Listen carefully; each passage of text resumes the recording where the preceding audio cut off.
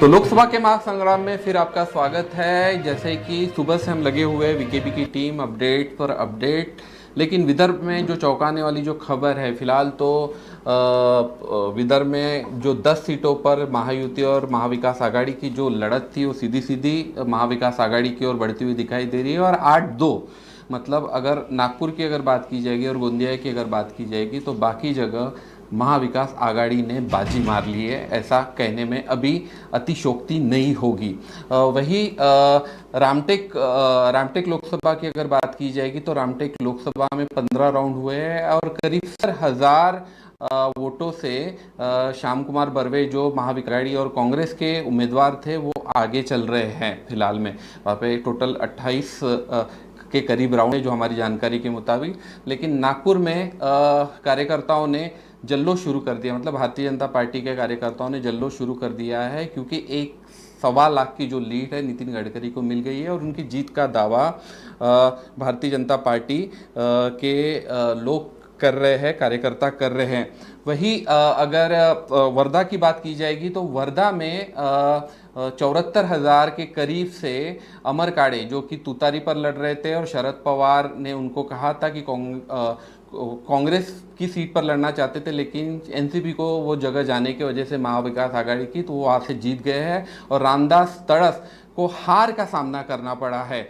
वही नवनीत राणा और बड़वंत वानखेड़े के बीच की जो कड़ी फाइट जो मानी जानी जा रही थी वो कहीं ना कहीं 2 राउंड के बीच के मजदार में फंसी हुई है फिलहाल में। और कहीं न कहीं 11 से 12,000 की लीड से कांग्रेस के वानखेड़े जी लीड करे फिलहाल, 2 राउंड बचे हुए हैं। लेकिन मेड़घाट के तरफ का जो एरिया है वो जो जाता है वहाँ का वोट बैंक जो माना जाता है वो कांग्रेस की तरफ ज़्यादा होता है, इसलिए उनकी जीत भी लगभग तय मानी जा रही है। वही चिमू गढ़चिरौली और अन्य जगह की भी बात करेंगे, लेकिन इस वक्त हमारे साथ हमारे स्टूडियो में मौजूद है फिर से वरिष्ठ पत्रकार जोसेफ राव जी, जिन्होंने सुबह से ही एक जो समीक्षा की थी और जो 2 दिन से कह रहे हैं कि उनके आंकड़े जो है वो परफेक्ट आए हुए। क्या कहेंगे सर कि जिस तरह से राज्य में विदर्भ में जो आंकड़े जो आए हुए हैं 8-2 और इधर महाराष्ट्र में 30-18, क्या कहेंगे? देखिए, विदर्भ को जो है बहुत पहले कांग्रेस का गढ़ माना जाता था, फिर धीरे धीरे आने वाले चुनाव में कुछ कमियां रह गई और भारतीय जनता पार्टी के लोग यहाँ से चुन के आने लगे और सीटें कम हो गई। और सबसे जो मज़ेदार बात थी वो पिछले चुनाव में महाराष्ट्र में एक ही सीट मिली कांग्रेस को, वो चंद्रपुर से जो थी वो बाड़ू धानोरकर वो चुनकर आए थे। मगर इस बार कांग्रेस ने और ये महाविकास आघाड़ी यानी उद्धव बाला साहब ठाकरे, शरद पवार और कांग्रेस के लोगों ने बहुत मेहनत की और उसके परिणाम जो है वो देखने मिल रहे हैं कि एक नागपुर में तो हमारे जो लोकप्रिय नेता है नितिन जी गडकरी, उनकी जीत निश्चित है। मैं विदर्भ की बात के तमाम चाहने वालों की तरफ से, दर्शकों की तरफ से नितिन जी को बधाई देना चाहूँगा। मगर उनकी इसके अलावा जो है सुनील मेंढे जो है गोंदिया से वो चुनकर आए हैं और बाकी सारे जगह रामटेक जो है वो शिवसेना का एक तरह से 2 बार वहाँ से सांसद चुन के आए थे कृपाल तुमाने जी।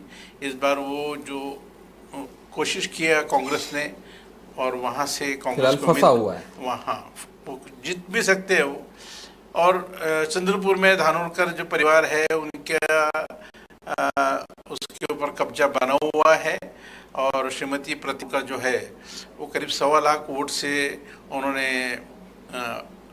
भाजपा के कद्दावर नेता, राज्य के पर्यावरण मंत्री, फॉरेस्ट मिनिस्टर सुधीर भाऊ मुनगंटीवार को हराया है।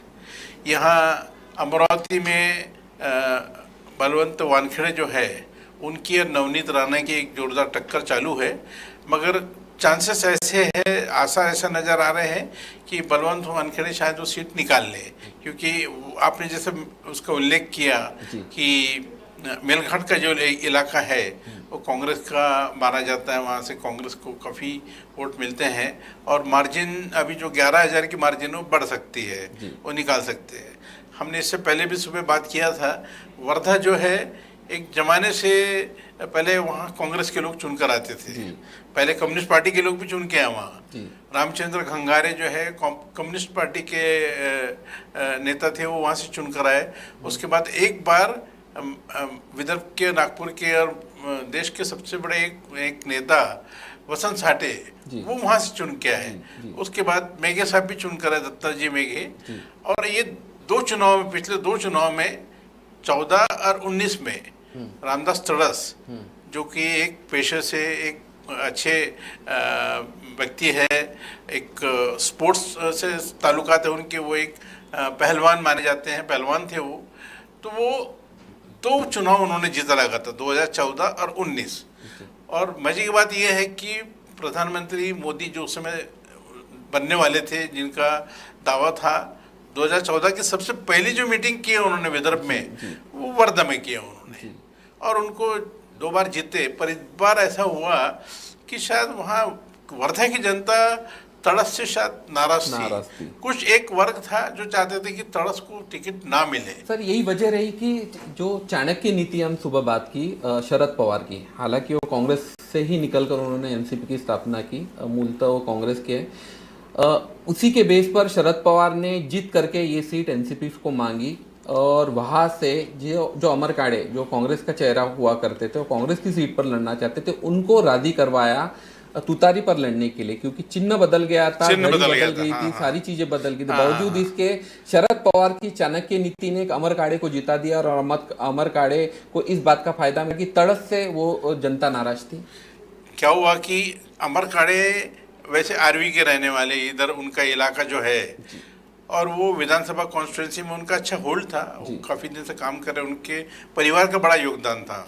उनके पिताजी शरद काड़े, ये सब लोग अपने इस पूरे इलाके में घूमते थे और शरद पवार जी को मालूम था कि ये सीट जो है अगर एनसीपी के पाले में आती है तो यहाँ हम लोग निकाल सकते हैं, क्योंकि महाविकास आघाड़ी के लोग काम करेंगे इसके लिए और वोटों का ट्रांसफर होगा। क्योंकि मतों का विभाजन ना होकर मत जो है वो ट्रांसफर अगर होते हैं एक पार्टी से दूसरे पार्टी को, तो वो कैंडिडेट जीतता है।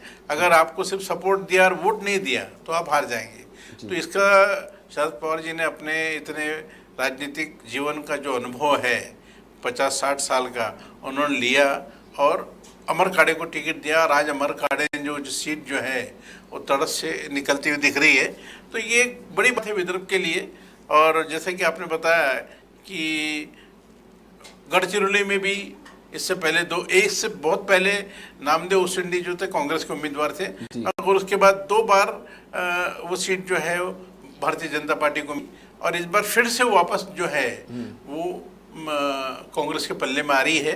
और जो शीर्षान जब बताया आपने नाम, वो जीत रहे हैं। तो एक अगर ओवरऑल देखा जाए तो महाराष्ट्र में महाविकास आघाड़ी जो है उसकी ज़्यादा सीटें आ रही है और महायुति जो है इस बार उनको थोड़ा झटका लग रहा है, उनकी सीटें कम हो गई है। और सबसे बड़ा झटका जो है भारतीय जनता पार्टी को, क्योंकि भारतीय जनता पार्टी जो है वो 8, 10, 11, 12 के अंदर में ही अभी तक फाइनल नहीं हो पा रहा है उनका। बिल्कुल। और ऐसा ना हो कि कांग्रेस सबसे बड़ी पार्टी के रूप में 12-13 में आ जाए। उसके बाद दूसरे नंबर पे है भारतीय जनता पार्टी, और फिर उद्धव बाला साहब ठाकरे की जो पार्टी है वो भी 9-10 सीट ला रही है। और सबसे बड़ा नुकसान जिस मैंने सुबह भी हम लोगों ने इसका जिक्र किया है, अजित पवार साहब का है, उनके राष्ट्रवादी का, क्योंकि उनको उनके लिए प्रेस्टीज की बात थी, वो इज्जत का वो उन्होंने दावा किया था, ठोक दिया था कि बारामती से जो है उनकी धर्मपत्नी सुनेत्रा पवार, श्रीमती सुनेत्रा पवार, वो उनको लड़ाया उन्होंने। मगर वो ट्रेडिशनल सीट जो है वो सुप्रिया सुळे जो शरद पवार साहब की, ये बहुत बड़ी रिस्क मानी जा रही है अजित पवार की, क्योंकि शरद पवार के खिलाफ ही, अपने बहन के खिलाफ ही अपनी पत्नी को वो टिकट दिलवाना जीत के मारे और उस पर अभी हार जाना, ये व्यक्तिगत तौर पर एक बहुत बड़ी हार है और राजनीतिक करियर भी उनका धोखे में आ सकता है। क्या लगता है आपको? देखिए, पॉलिटिक्स में परिवार नहीं रहते हैं कुछ। एक बार अगर किसी के दिमाग में उम्मीदवारी आ गई, जी एक उनका जुनून रहता है कि नहीं हमको लड़ना है। अगर उन्होंने तय किया लड़ना है तो सामने कौन है ये देखा नहीं जाता है। इस बार उनके पास विकल्प नहीं था। जी सुनीता पवार को कहाँ से वो चुनाव लड़ा थे? जी तो उनको लगा ये जो सेफ सीट है अपने फैमिली की जो सीट है इसी से- यहाँ से सुप्रिया सुळे को हरा देंगे। जी। मगर इतना आसान भी नहीं आसान हुआ। नहीं था। और सुप्रिया सुळे पिछले दिनों से काफी वहाँ सक्रिय है। और ये जो विभाजन हुआ, परिवार में विभाजन हुआ, राष्ट्रवादी का जो विभाजन हुआ, इससे सिंपैथी, जैसे मैंने आपको बताया कि सुबह बाला साहब ठाकरे के साथ जो है के जो लोग हैं वो उद्धव बाला साहब ठाकरे को चाहने वाले लोग हैं। और वो व्यक्तिगत रूप से चाहते हैं कि उद्धव बाला साहब ठाकरे के साथ गलत हुआ है इसलिए वो वोट उनको देंगे।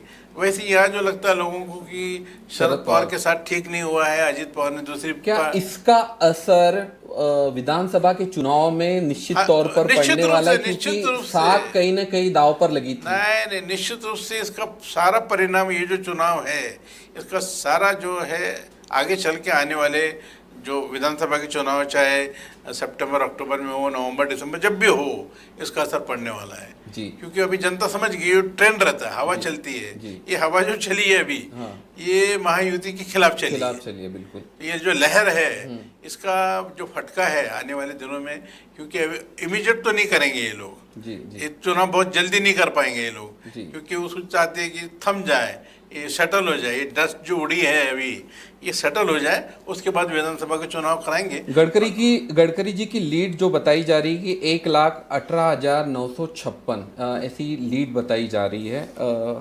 अमूमन देखा गया है कि पिछला जो चुनाव था 2.5 लाख से ऊपर की उनको लीड मिली हुई थी। कैसे देखते हैं इन सारी चीज़ों को कि ये क्या विकास ठाकरे की जीत लगती है आपको, क्योंकि इतने कम लीड पर उनको रोक लिया? क्योंकि एक समय में नितिन जी कह रहे थे कि 5 लाख वोटों से जीत के आऊँगा और बाकी की चीज़ें जितने वादे किए गए थे। सड़क पर उतरे, चुनाव प्रचार किया, बैनर लगाए, पोस्टर लगाया, उसके बाद में लोगों तक गए। क्या लगता है इन सारी चीज़ों को देखते हुए आपको? नहीं, ये नितिन जी की व्यक्तिगत रूप से जीत है जी। वो उनकी जो पर्सनैलिटी है, उनका जो व्यक्तित्व है जी। सबको लेके चलने का, बहुत सारे काम शहर में करने का, सब लोगों को विश्वास में लेके करने का, कार्यकर्ताओं को, नेता लोगों को, ये उससे उनकी जीत है। ये आपने जो मार्जिन का जिक्र किया, देखिए ये जो लहर चली इसका थोड़ा बहुत फटका तो लगेगा ना। जी जी। देखिए लहर का थोड़ा सा परिणाम है कि उनकी मार्जिन थोड़ी पिछले चुनाव से कम हो गई है। अगर नितिन जी की जगह कोई दूसरा रहता तो निश्चित तौर पर हारता। निश्चित, एक तो नितिन जी को बदलना बड़ा मुश्किल था। जी जी। इतना कोई आसान नहीं है कि कोई एक बार 2 बार को चुना हुआ व्यक्ति है और केंद्र में एक अच्छी उनकी मिनिस्ट्री उनको दिया है और ऊपर से रैंक में भी देखा जाए तो उनका नंबर लगता है। भाजपा के राष्ट्रीय अध्यक्ष रहे वो, इतना आसान नहीं उनको हटाना। जी।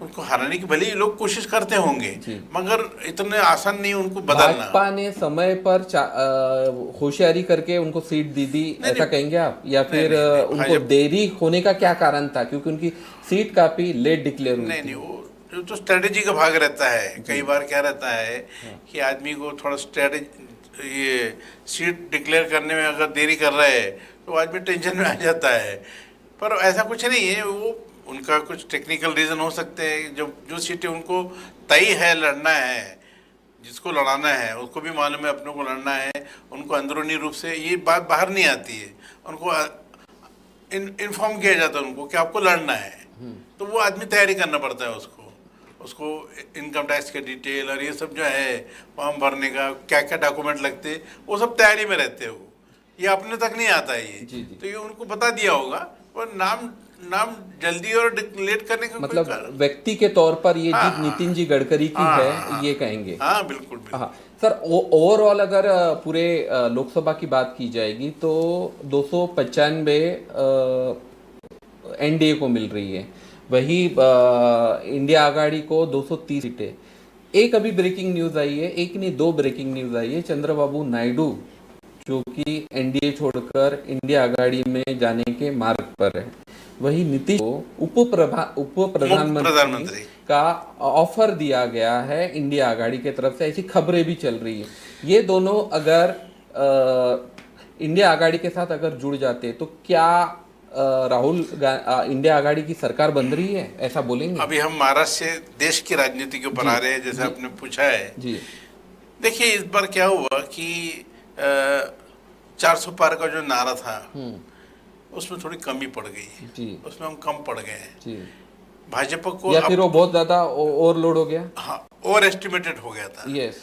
तो क्या होता है कि अभी इंडिया आघाड़ी का जो परफॉर्मेंस है इतना अच्छा हो गया कि निश्चित रूप से अभी उनके एम्बिशन बढ़ गया है। जी तो ये सुबह की ऐसी खबर थी कि शरद पवार जी ने नीतीश को से बात किया है। जी जी जी, और ये खबरें आ रही है कि शायद उनको हालांकि उनके संबंध भी बहुत हाँ, अच्छे हैं क्या शरद होता पवार है जी से। ये बैकडोर चैनल बोलते हैं इसको। जी जी जी, ये लोग एक दूसरे से बात करते हैं, हमको लगता है ये एक दूसरे के विरोधी है, ये विरोधी वगैरह नहीं रहते हैं।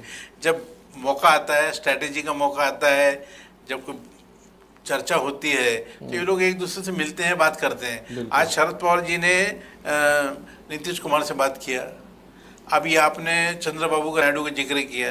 देखिए क्या हुआ कि वहाँ पर जगन रेड्डी को लेकर भारतीय जनता पार्टी के लोग उत्साहित थे। उन्होंने क्या किया कि चंद्रबाबू नायडू को जेल में डाल दिया। जी बिल्कुल। अब जैसे जेल से आए भारतीय जनता पार्टी और उनको अपने साथ में लिया, अब उनकी सीट है जी जी जी, चंद्रबाबू की, तो 16 सीट के करीब। हाँ, तो निश्चित रूप से अभी लोग उनकी तरफ देखने लगे, उनको फोन कर रहे लोग। कोई भी चाहता है कि हमारे साथ आए जी। पर नीतीश कुमार के जो पहले ऐसा कहा जाता था कि वो अभी मैं कहीं जाऊंगा नहीं जी, ये कोई पक्का नहीं रहता, कोई गारंटी नहीं रहती जी। तो वो जा भी सकते। वैसे भी नीतीश कुमार जी का है जिधर दम उधर हम वाला काम है, ये वो तो है सारी ही। चीजें। और पॉलिटिक्स में ऐसा है कि कोई किसी का दोस्त नहीं, कोई किसी का दुश्मन नहीं। अगर वहां से वाइस जैसा आप बता रहे कि डिप्टी प्राइम मिनिस्टर को अगर ऑफर आता है तो क्यों नहीं जाएंगे वो? बिल्कुल बिल्कुल। क्योंकि यहाँ पर जो है उनको जो एनडीए जो है उसके तरफ से ऐसा कोई ऑफर नहीं है, क्योंकि उनको डर लगता है ये आएंगे और जाएंगे। मन में खटास तो थी लेकिन बाहर नहीं आती। अभी चंद्रबाबू नायडू को भी कुछ ऑफर कर सकते हो जी जी, कि आपको हम आपके राज्य को हम जो है स्पेशल स्टेटस का दर्जा देंगे वगैरह, और भी कुछ बातें होंगी अंदर की जो अपने को मालूम नहीं है। बिल्कुल बिल्कुल। जो क्या हो रहा हो दिल्ली के लेवल पे किसी को मालूम नहीं। अगर ये ऐसा होता है कि नीतीश कुमार और चंद्रबाबू नायडू ये दोनों अगर इंडिया आघाड़ी के साथ आते हैं, इंडिया अलायंस के साथ, तो समझ लीजिए थोड़ा चित्र बदलेगा। और इस बार मोदी जी की लोकप्रियता न जाने क्या कम हो गई क्या, क्योंकि वो 1,45,000 वोट से जीते हैं। सोशल मीडिया पर एक ट्रेंड अभी वायरल हुआ है, खिचड़ी सरकार बनने के लिए जा रही है, क्या कहेंगे? देखिए अभी ये खिचड़ी वगैरह बोलना नहीं है। अभी क्या होता है, ऐसे ट्रेंड वायरल बराबर है, पर वो जमाना गया जी, जब एक पार्टी की सरकार रहती थी जी, जी, जी, और एक अपोजिशन रहता था। अभी वैसा नहीं है जी। अभी पिछले 15-20 साल से ऐसा हो गया है कि आप दूसरे की सहायता के बगैर सरकार बना ही नहीं सकते। जी जी, तो ये अभी खिचड़ी, अभी यही खिचड़ी जो है परमानेंट है, समझ लीजिए। पॉलिटिक्स में भी कोई चेंज नहीं हो सकता, एक पार्टी की सरकार रह नहीं सकती, आपको दूसरों की सहारा लेना पड़ेगा। मोदी जी जो है इस बार उनके साथ लोकप्रियता मालूम नहीं क्यों कम हो गई है, 1,45,000 से जीते हैं, वो बड़ी बात है वो और पर उनके जो विश्वस्त जो सहयोगी रहे, एक दो लोगों का नुकसान भी हुआ। इसमें स्मृति ईरानी शायद वो सुनाई कि वो चुनाव हार गई है कुछ तो भी, क्योंकि वो एक एचआर मिनिस्टर रहे, 2 टर्म उन्होंने संभाला है 2014 से 2019 में। तो एक तरह से अब ये थोड़ा सा नुकसान भी होता है पार्टी को, थोड़ा बहुत कम ज्यादा। कहाँ गलती कर गए सर? अगर एनडीए की अगर बात की जाएगी तो पीएम मोदी के नेतृत्व में चुनाव लड़ते हैं, एक चेहरा होता है। 2014 में अब की बार मोदी सरकार का नारा दिया जाता है, 2019 में फिर वही रिपीट होता है, फिर एक बार मोदी सरकार। इस बार कहाँ गड़बड़ कर गई? क्या इनका और एक्साइटमेंट बोल सकते हैं, या फिर 400 पार, अब की बार 400 पार, या फिर पिछले कुछ दिनों में ऐसी धाड़े हमने देखी जिसमें ईडी, सीबीआई और बाकी की चीज़ें सिर्फ विपक्ष के लोगों पर ही पड़ती जा रही? क्या भारतीय जनता पार्टी के लोग इतने, नेता या फिर कार्यकर्ता इतने पाक साफ है कि उन पर कार्रवाई नहीं होती? जब सवाल पूछा जाता है तो वो अपना काम करता है, वो सरकारी दल है, लेकिन कंट्रोल में इनके होने की वजह से जवाब ही नहीं दे पाते। क्या ये लोगों को पसंद नहीं आया, तोड़फोड़ की राजनीति पसंद नहीं आई? कहाँ गलती कर बैठे? नहीं, ये एक तो पहलू है जी, लोगों को थोड़ा पसंद नहीं आ रहा। और दूसरा ऐसा है कि आपने जो वादे किए 14 में या 19 में, जी। वो कोई पूरे होते नजर नहीं आ रहे। मैनिफेस्टो में तो सब कुछ पूरा होते हुए ऐसा बताया हाँ, उन्होंने। नहीं, क्या होता है कि जनता को भी मालूम रहता है। जी सबसे बड़ी अदालत जो जनता की अदालत है, जी जी ऊपर वाला ईश्वर की तो है ही, जी मगर उसके बाद जनता की अदालत है, उनको मालूम है कि आप सही कर रहे हैं कि गलत कर रहे हैं, आपने जो वादा किया था पूरा हुआ कि नहीं। जी अभी ऐसा हुआ कि आप देखिए, आपने राम मंदिर बनाया, बहुत अच्छी बात है, आस्था का विषय है ये, जी जी इसके ऊपर मुझे बोलना नहीं चाहिए। मगर क्या हुआ कि वहीं पर भारतीय जनता पार्टी की सीटें कम हो गई है। जी पिछली बार 61 थी, इस बार तो कम दिख रही है। जी और समाजवादी पार्टी जो है उसका राइज देखो आप, जी। समाजवादी पार्टी ने अपनी अखिलेश यादव, सपा ने बहुत अच्छा काम सपा कर ने लिया। बहुत अच्छा काम किया है। जी। और कांग्रेस और सपा की वहाँ युति थी। अभी अखिलेश पश्चिम बंगाल में टीएमसी ने पकड़ के रखा। अभी अखिलेश ऐसा है कि पहले उनके पिताजी का साया था, जी मुलायम सिंह यादव के वो पुत्र है, वहाँ पर उनका नाम से चलता था, मुलायम सिंह को लोग मानते थे। अभी अखिलेश जो है उन्होंने कमाल संभाली है, जी। और राहुल गांधी के साथ कई रैली की है जी उन्होंने, जी और अभी उनका परफॉर्मेंस बहुत अच्छा है इस बार। जी तो जी और उस उनका परफॉर्मेंस अच्छे होने से भारतीय जनता पार्टी का परफॉर्मेंस खराब हो गया, जी जी सीटें कम हो गई। जी वहाँ सीटें कम होना बोले तो ये बहुत बड़ी बात है। जी सबसे बड़ा राज्य जो है, पहले एक जमाने में वहाँ पर एक समय में 85 सीटें थी लोकसभा की, जी। वहाँ जो चुन के आते थे वो देश की राजनीति तय कर देते थे। हाँ, यूपी अभी से ही दिल्ली का दिल्ली का रास्ता रास्ता चलता था। अभी ऐसा है कि वहाँ कम हो गई है। जी अखिलेश यादव की जो पार्टी है, समाजवादी पार्टी, वो 34-35 जा रही है, उससे ज़्यादा सीट आ रही है उनको। जी। तो ये तो खतरे की बात है। मध्य प्रदेश में थोड़ा सा डावाडोल रहा, क्या कारण रहे मध्य प्रदेश में, देखिए, क्योंकि मध्य कमलनाथ जैसे हार जाते हैं। नहीं, मध्य प्रदेश में ऐसा हुआ कि वहाँ के 2 कांग्रेस के बड़े नेता, दिग्गज नेता, जी कमलनाथ जी दिग्विजय और दिग्विजय सिंह, ये दोनों इस चुनाव के दौरान गायब थे। जी उनका कोई योगदान नहीं था इसमें। हाँ और इससे पहले जो तीसरे जो बड़े नेता थे, अपने ज्योतिरादित्य सिंधिया, वो बीजेपी में चले गए। बिल्कुल अब ये 2 ही बचे। जी और पिछले चुनाव में विधानसभा में भी जी के लोग और वहाँ के जो है दिग्विजय सिंह के लोग जो है, ये उनका पराभव हुआ। और दिग्विजय सिंह जो है अभी वो उनका थोड़ा सा कम हो गया इन्फ्लुएंस। और कमलनाथ जी शायद एज के कारण, उम्र बढ़ रही उनकी, और भी क्या कारण है, पार्टी हाईकमांड से कोई नाराजगी या पार्टी उनसे नाराज है कि ये पार्टी से नाराज है, मालूम नहीं। उनका परफॉर्मेंस इस बार कुछ देखने में नहीं आया। विधानसभा में जो उनकी हार हुई उसके बाद से वो थोड़ा शांत हो गए। ये टोटल आंकड़े जब अभी फिलहाल जो चल रहे हैं टीवी पर हमारे 295 एनडीए, 230 इंडिया आघाड़ी बता रही, और अन्य जो बता रहे 18, इसमें से और 30-40 आंकड़े अगर चंद्रबाबू नायडू और नीतीश कुमार के निकाल देते तो इधर लीड मिल जाती। और ओवरऑल अगर देखते हैं इन सारी चीज़ों में, तो अगर इंडिया आघाड़ी सत्ता में आ जाती है, सपोज, तो क्या बहुत से जो जिन नेताओं को भाजपा लेके चली गई थी या भाजपा की तरफ चले गए, तो उनकी घर वापसी हो सकती है? ये संभव है इन सारी चीज़ों में? क्योंकि कई नेताओं का ये होता है जिधर दम उधर हम वाली बात होती है, तो इनकी भी वापसी हो सकती है। जैसे आपने ज्योतिरादित्य सिंधिया का नाम लिया, राहुल गांधी से हालांकि रिश्ते बहुत अच्छे थे उनके, बहुत ये थे, लेकिन कुछ कारणों की वजह से वो बीजेपी में चले गए। वो भी वापस आ सकते हैं क्या? वही इतिहास फिर से दोहराया जा सकता है?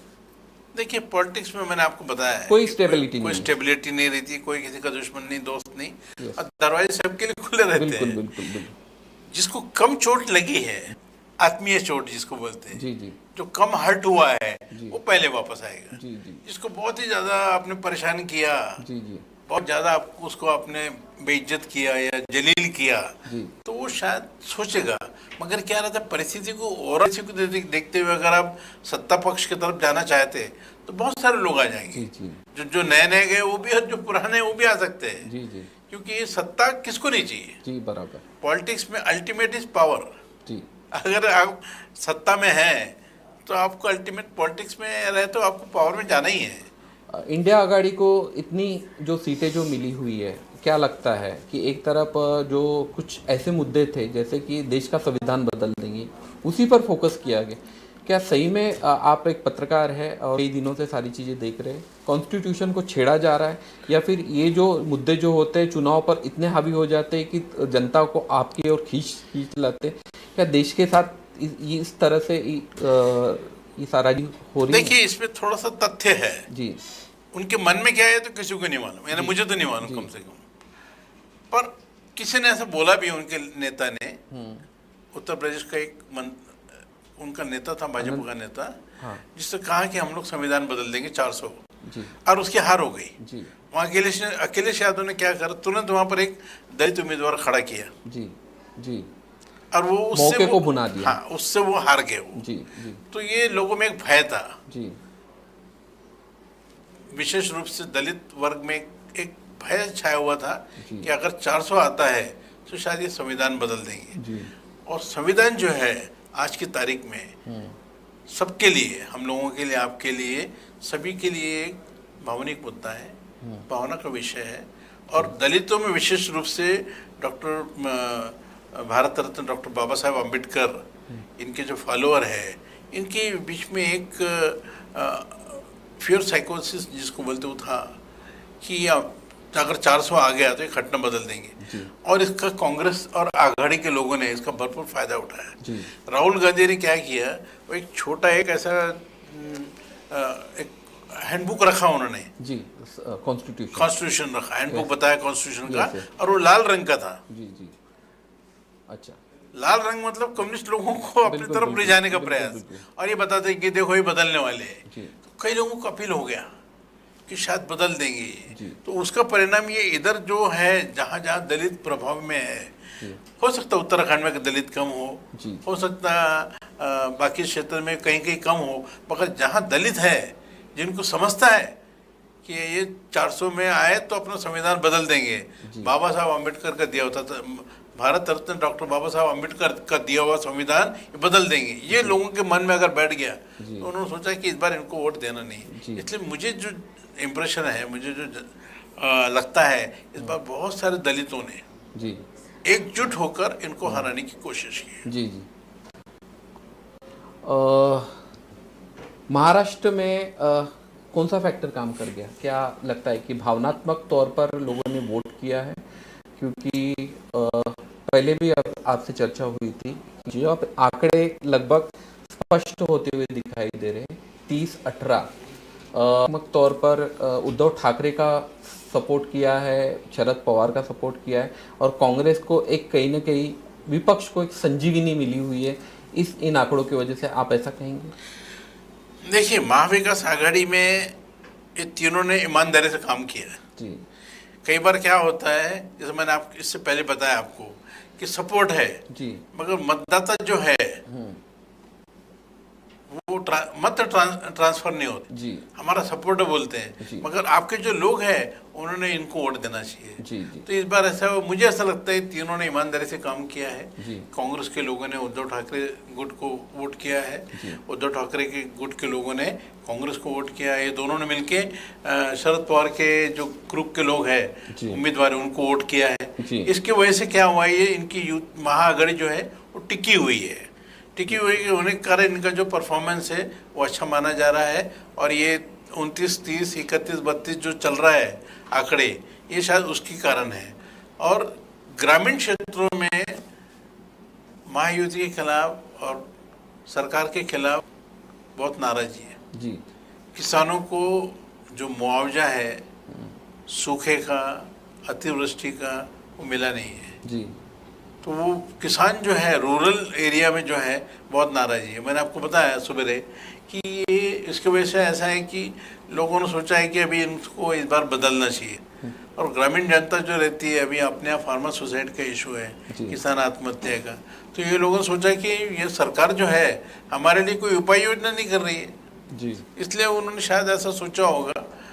और व्यक्तिगत रूप से भी किसी की नाराज़गी है, कोई लोग किसी नाराज रहते लीडर से।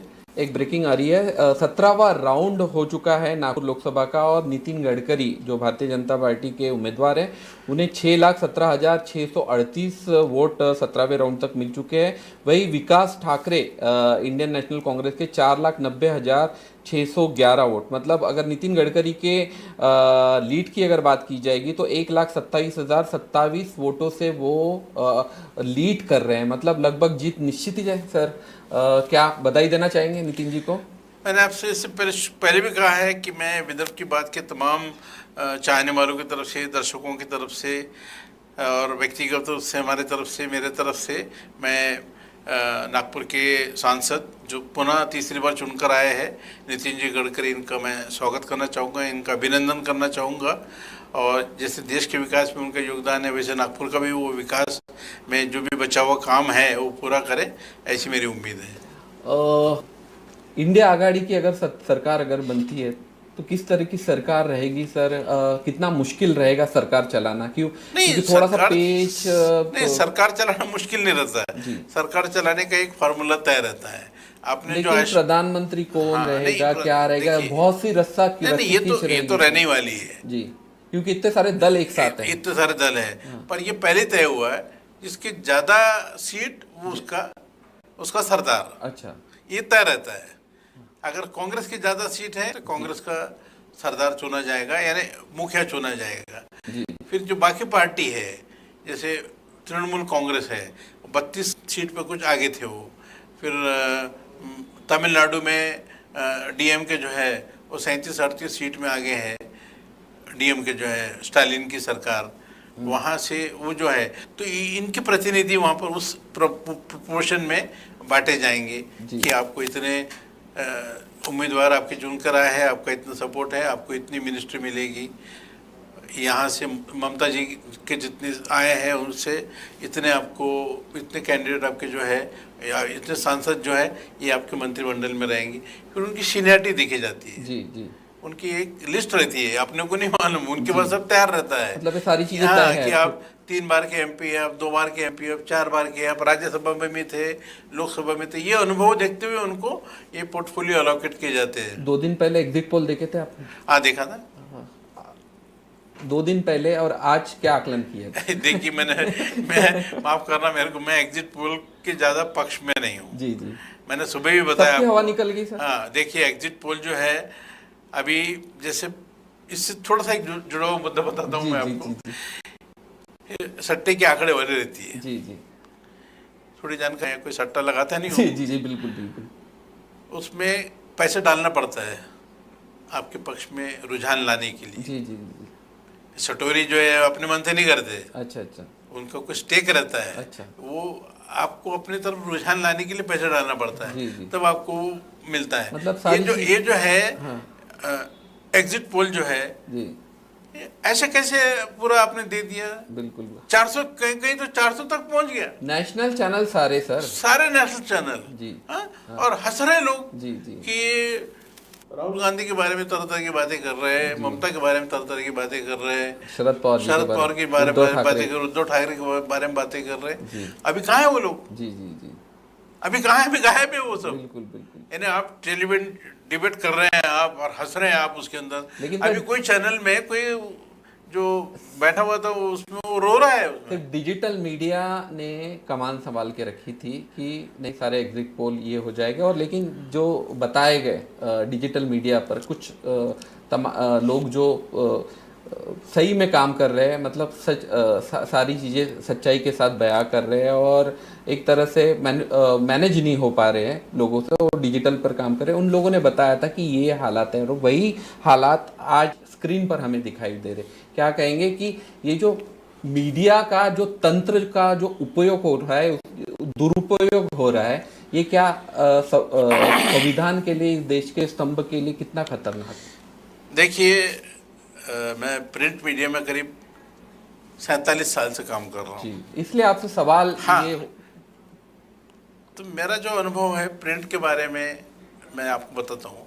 पर इलेक्ट्रॉनिक या डिजिटल आप जो बात कर रहे हैं, ये थोड़ा सा इनका डाइसी रहता है, उनका परफॉर्मेंस उनका जो रहता है, ये इन्फ्लुएंस हो सकते हैं।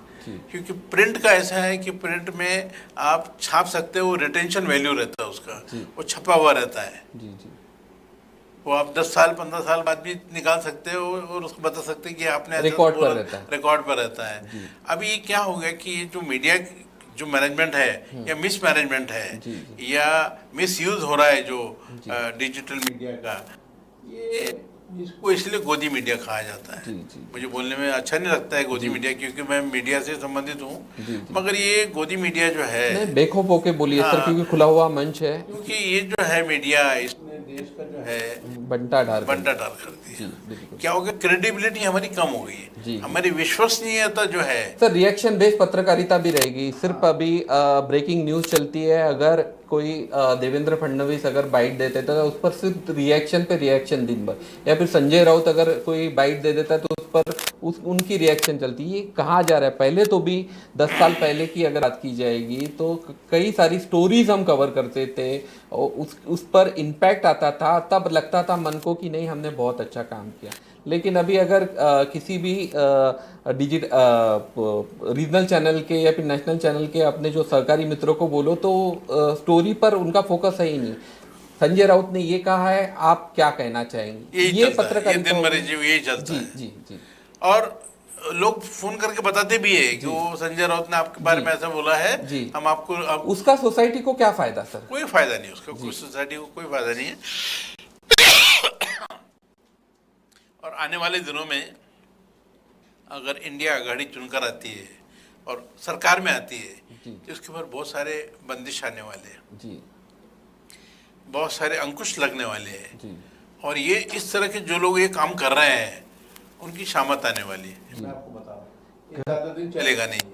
बहुत बड़े बड़े नेटवर्क भी सर इन्हीं के पास है, सारी चीजें हो चुकी है। क्या हो गया, आपने बहुत सारी संस्थाओं को अपने कब्जे में रख लिया, सबसे पहले आपने मीडिया को रख लिया, और मीडिया को आप प्रेस कॉन्फ्रेंस क्यों नहीं करते? प्रेस कॉन्फ्रेंस नहीं किया आपने सिर्फ आपको बुला के इंटरव्यू दिया है, आप आ जाओ मेरा इंटरव्यू ले लो, और वो सबको समझ में आता है ना। ये तो कॉमन आदमी को समझ में आता है कि आपने गोदी मीडिया जिसको बोलते हैं, गोदी मीडिया उसका अभी आने वाले दिनों में अगर इंडिया आघाड़ी आ गई, थोड़ा इसके ऊपर उनके ऊपर अंकुश लगने वाला है, कुछ बंधन आने वाले, कुछ कोड ऑफ कंडक्ट और एथिक्स की बात आने वाली है, ये बात निश्चित रूप से। ओवरऑल आप देख रहे हैं आंकड़े, किस तरह से आप आकलन करते हैं? क्या लग रहा है अभी फिलहाल आपको कि क्या होने के लिए जा रहा है? क्योंकि कहीं न कहीं मझदार में फंसा हुआ दिख रहा है पूरा मामला। ये 295 से भी कम हो सकता है एनडीए, और इंडिया आघाड़ी बढ़ भी सकता है। किस तरह से देखते हैं इन सारी चीज़ों को, और क्या आप समीक्षा करना चाहेंगे? देखिए, जैसे कि उम्मीद थी कि भारतीय जनता पार्टी एक बड़ी पार्टी और स्वयं सरकार बनाने के सक्षम ऐसा उनका आंकड़े आए, पर मुझे लगता है वो आंकड़े नहीं आ रहे हैं, थोड़ा कम पड़ रहा है उनका। और एनडीए का जो है, आपने बताया अभी 295 या जो भी है ये, और अभी शाम के 6 बज रहे हैं, अभी तक ये स्थिति स्पष्ट नहीं है, क्योंकि स्थिति स्पष्ट नहीं हो रही है, जबकि हो जाती है। आम चुनाव में इससे पहले भी हम लोगों ने देखा है, मैं तो करीब 10 चुनाव एक लोकसभा की कवर कर चुका हूँ, तो ये क्यों नहीं हुआ अभी तक? अरे क्या रात को 10 बजे तक इंतजार करेंगे क्या?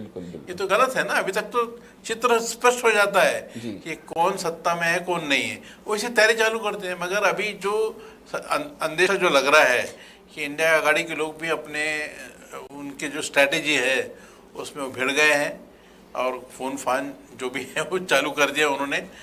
जोसेफ राव का जब नाम आता है तो एक पत्रकारिता जगत का एक बहुत बड़ा नाम हम सामने देते हैं, क्योंकि वर्षों से हम आपको देखते आ रहे। 20 साल का अनुभव सर मुझे भी हो रहा है आपके साथ में, सारी चीज़ें, इतने सारे चुनाव आपने कवर किए। 2024 का इलेक्शन जब आप देखते हैं तो क्या मन में चलता है कि क्या होने वाला है? क्या उसी के अनुरूप ये सारी चीज़ें हुई है? नहीं, इस बार जनता ने जो है, लग रहा था कि जनता सबक सिखाने वाली एक बात।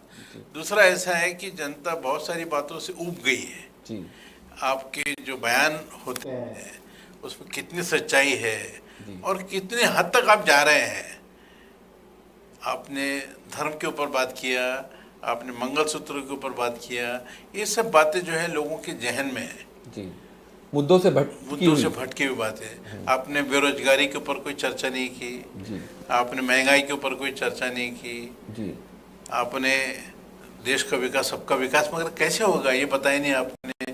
और किसानों की बात कर रहे हैं आप, किसानों पर आपने लाठी चलवाई, जी जी गोली चलवाई, जी। ये सब लोगों के दिल में रहता है, लोग ओलंपिक भूलते नहीं खिलाड़ियों है। ने खुद मेडल वापस किए। ओलंपिक के जो खिलाड़ी हैं, आपने वो एक अपने सांसद को बचाने के लिए उनके साथ आपने अन्याय दुर्व्यवहार, करवा जैसे दिया। अन्याय कर हो गया उनके ऊपर। वो देश में उनका अंतर्राष्ट्रीय उनकी ख्याति है, जी मगर इधर हमारे घर में कोई उनको पूछ नहीं रहा है। जी जी तो ये सब बातें लोगों के जहन में रहती जी है, और वो जो कब निकालते हैं, वो इलेक्शन में निकालते जी हैं, जी जी इसका असर इलेक्शन पर होता है। जी जी। तो ये थोड़ा बहुत होता है। भाजपा की वॉशिंग मशीन भी भारी पड़ गई इस चुनाव पर, वॉशिंग मशीन का ऐसा रहता है कि क्योंकि अभी अगर अजीत पवार पर खोल कर जब आरोप किए जा रहे थे, अजीत पवार को अंदर आने के बाद में सब साफ हो जाता है। देखिए, उन्होंने ही भोपाल में कहा कि 70,000 करोड़ का सिंचन घोटाला वगैरह सारी सब चीजें हो किया जाती हैं। उन्होंने। फिर बाद में वो 2-4 दिन के अंदर में ही वो उधर आ गए। अभी अशोक चौहान साहब महाराष्ट्र के मुख्यमंत्री रहे, उनके पिताजी स्वर्गीय शंकरराव चौहान बड़े कद्दावर नेता थे, महाराष्ट्र के मुख्यमंत्री थे, बाद में केंद्र में गृह मंत्री थे। अशोक चौहान साहब को एक प्रकरण में उनका लिंक है, आदर्श केस में, उनके ऊपर भी कुछ इस तरह से एलिगेशंस थे। अन्वेषण था कि शायद उनको बुलाया जाएगा, अरेस्ट होंगे, जो भी होगा। डर के मारे उन्होंने कांग्रेस वालों को बोला कि भाई मेरे को डर लग रहा है। दिल्ली गए, मिले हुए लीडरशिप से, हाईकमांड से, कहा कि शायद मुझे लगता है कि शायद मेरे साथ ऐसा हो सकता है, इसलिए मैं यहाँ से वहाँ जा रहा हूँ। और वो चले गए, और उनको ये आश्वासन दिया था कि आप आएंगे, आपको हम राज्यसभा में भेज देंगे। जी जी। और राज्यसभा में चले गए, तो क्या अपने साथ वो सब आदर्श की फाइल भी लेके गए था। लेकिन खुद का राजनीतिक वजूद भी सर मायने रखता है। आपको नहीं लगता है कि क्योंकि अभी भी कुछ ऐसे एकनिष्ठ कार्यकर्ता है जो शिवसेना के साथ है, कांग्रेस के साथ है, आज भी लगे हुए हैं, भले ही परिस्थिति कैसी ही हो। एक वर्ग है ना, एक वर्ग है, कार्यकर्ताओं का एक वर्ग रहता है, नेताओं का एक वर्ग रहता है, जो पार्टी के प्रति वफादार, लॉयल रहते हैं। चाहे कोई भी सरकार आए, कोई भी हम पर आरोप लगाए, हम अपनी पार्टी छोड़ेंगे नहीं जी। वो अपनी पार्टी को अपने इसको माता के समान मानते हैं जी। मातृभूमि समझते हैं कि ये हमारी माता है, कि पार्टी हमारी माता है, इसने हमको बहुत दिया है जी। इसकी वजह से हम यहाँ बड़े हैं, इसकी वजह से हमको ये प्रसिद्धि मिली है, ओहदा मिला है, ये स्टेटस है हमारा। तो वो बदलते नहीं है। अभी इतने दबाव में आ गए ये लोग, आपने जिन एजेंसियों का उल्लेख किया, ADCD जो भी है, CBI वगैरह, तो कुछ लोग इससे घबरा गए। अभी उनको सही भी है कि उनको मालूम है वो कितने फंसे हुए।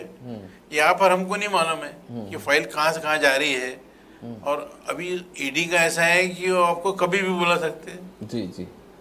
और उससे बचने का रास्ता बहुत कम है उसके अंदर। रास्ता दिखा दे इन लोगों ने। ये तो इसलिए ये लोग, ये तो पलटवार इन पर भी हो सकता है। अभी क्या होता है, ये अगर सत्ता में आ गए जी, इंडिया आघाड़ी के लोग, इंडिया अलायंस के लोग, तो शायद उसमें कुछ परिवर्तन हो सकता है। इंडिया अलायंस में अगर PM अगर बना तो किसे देखना पसंद करेंगे आप? मैं किसी को देखना पसंद नहीं करूंगा, मगर जो कांग्रेस का फिर भी एक आकलन नहीं, अगर आते हैं तो उनका एक चॉइस, अगर लार्जेस्ट पार्टी करके आते हैं, कांग्रेस सिंगल लार्जेस्ट पार्टी अगर कांग्रेस आती है इंडिया अलायंस में, कांग्रेस वो निश्चित वही रहने वाली है। तो वो राहुल जी नहीं बनेंगे, मुझे नहीं लगता। राहुल जी चॉइस है, फर्स्ट चॉइस तो राहुल जी है। जी जी। और उनकी लोग भी ये चाहेंगे कि आप ही बनो करके। जी जी। हालांकि उन्होंने मल्लिकार्जुन खड़गे का नाम आगे किया था, और वो एक तात्पुरती एक व्यवस्था थी, वो टेम्पररी एक अरेंजमेंट था। जो लोगों के सवाल थे कि कांग्रेस के अध्यक्ष क्यों, तो उनको जवाब देने के लिए, उनको जवाब देने के लिए उन्होंने मल्लिकार्जुन खड़गे का नाम आगे चलाया। मगर जब अलायंस की मीटिंग होगी, इंडिया अलायंस की मीटिंग होगी, तो मुझे लगता है कि जैसे स्टालिन है या और भी लोग हैं, ये राहुल जी के बहुत चाहने वाले लोग हैं, बहुत अच्छे संबंध है उनके। विपक्ष के लिए क्या संजीवनी होगी कि जिस तरह ये आए हुए हैं, और इंडिया आघाड़ी की अगर सरकार अगर बनती है, तो ये विपक्ष के लिए राजनीतिक संजीवनी आप कहेंगे? क्योंकि हिम्मत तो हार गए थे। अगर ये चुनाव पूरी तरह से नस्ता नाबूद हो जाता, सारी पार्टियों का खेल खत्म हो जाता, 400 पार अगर भारतीय जनता पार्टी हो जाती, तो क्या उस स्थिति में फिर से उभर पाना मुश्किल ही था, नामुमकिन जैसी परिस्थिति हो जाती थी चुनावों में। लेकिन अभी जो है, ये संजीवनी मानते हैं आप? नहीं, 400 पार की स्थिति में तो ऐसा था कि नहीं हो जाता तो सर, हो जाता तो कोई विकल्प नहीं, विकल्प नहीं था। तो फिर से सत्ता में फिलहाल आते, धूम धड़ाके के साथ आते, और उस स्थिति में 400 अगर वो आते तो निश्चित रूप से ये जो लोग हैं इंडिया अलायंस के लोग, ये इनको कम सीट मिलती। अगर 400 उनको मिलती तो इनको कितने मिलती? जी जी, तो इनका मॉरल भी डाउन हो जाता जी, और कार्यकर्ता और नेता सभी इनका डाउन हो जाता, और एक बड़ा झटका विपक्ष को रहता कि भाई हम लोग इतनी कोशिश करने के बाद, इतने लोग एक साथ आने के हाँ, बाद, जितनी जैसे आपने सुबह जिक्र किया, राहुल जी ने भारत जोड़ो भारत जोड़ो यात्रा यात्रा किया, की, yes, yes। उत्तर दक्षिण और पूर्व पश्चिम, इतना करने के बाद भी अगर इतना वोट रहे तो और इसे क्या ज्यादा करना है? बिल्कुल बिल्कुल बिल्कुल, ये एक मुद्दा रहता है जी। सर बहुत बहुत शुक्रिया, आप हमारे स्टूडियो में हमें इतनी जानकारी दी। बात हो रही थी वरिष्ठ पत्रकार जोसेफ राव से, जो हमारे आदर्श भी है और पत्रकारिता जगत में नागपुर और पूरे समूचे महाराष्ट्र में बहुत बड़ा नाम है। देखा जाएगा तो ये आकलन जो था उनका एक तरह से 2 दिन पहले जब हमारी जोसेफ राव साहब से पत्रकार भवन में जब बात होती थी, उन्होंने यही बताया था कि इसी तरह से सारी चीज़ें होने वाली है, और अमूमन वही सारे जो आंकड़े जो है अब हम हमारी टीवी स्क्रीन पर देख रहे हैं। इंडिया आघाड़ी को अच्छा खासा यहाँ पर लीड मिलते हुए दिखाई दे रहे हैं, लेकिन अभी तक पूरी जगह के स्थिति फिलहाल स्पष्ट नहीं है। उन्होंने मीडिया पर भी थोड़े से सवाल उठाए कि जिस तरह से एग्जिट पोल आते हैं और एग्जिट पोल में जिस तरह से बढ़ा चढ़ा के आंकड़े बताए जाते हैं, उसका भी उन्होंने पोल खोल किया कि किस तरह से उसे मैनेज किया जाता है और किस तरह से उसको बदला भी जाता है और किस तरह से दबाव में लाकर वही आंकड़े बताओ, मतलब क्योंकि सत्ता का दबाव अलग होता है सारी चीज़ें। लेकिन ये जनता जनार्दन है, लोकसभा के चुनाव में बता दिया कि जनता के जो मुद्दों पर अगर जनता के विषयों को अगर सुलझाने की कोशिश किए बगैर उसको उलझा दिया जाए तो जनता ये सबक सिखाती है। फिलहाल हम अभी कुछ नहीं कहना चाहेंगे क्योंकि आंकड़े अभी पूरी तरह से स्पष्ट नहीं है, लेकिन जिस तरह से इंडिया आघाड़ी ने जो लीड बना के रखी है, अभी हमारे सामने जो आंकड़े जो है हमारे पास जो है कि एनडीए को 295, इंडिया आघाड़ी को 230, वही कुछ एनडीए के खेमे में भी हलचल मची हुई है। चंद्रबाबू नायडू, नीतीश कुमार जैसे जो कद्दावर नेता जो माने जाते हैं और अपने अपने पक्ष में दमखम रखते हैं और कई सारी सीटें उन्होंने अपने अपने राज्य से जीती हुई है, वो भी शायद इंडिया आघाड़ी के संपर्क में है। ऐसी पूरे देश भर में चर्चाओं का माहौल है। तो ऐसे में राजनीति का ये ऊट किस करवट बदलता है ये तो आने वाला वक्त ही बताएगा, लेकिन फिलहाल कुछ नहीं कहते। देखते रहिए आप वीकेबी न्यूज़ पर। वीकेबी न्यूज़ पर सीधा प्रसारण जारी है। आंकड़ों के लिहाज से देखा जाएगा तो ग्राफिक के माध्यम से हम आपको बताने की कोशिश कर रहे हैं कि कौन जीता हुआ है कौन नहीं। नितिन जी गडकरी काफ़ी 1,27,000 वोटों से लीड है, वही 70 से 80,000 वोटों से श्याम बर्वे रामटेक लोकसभा से है, और कई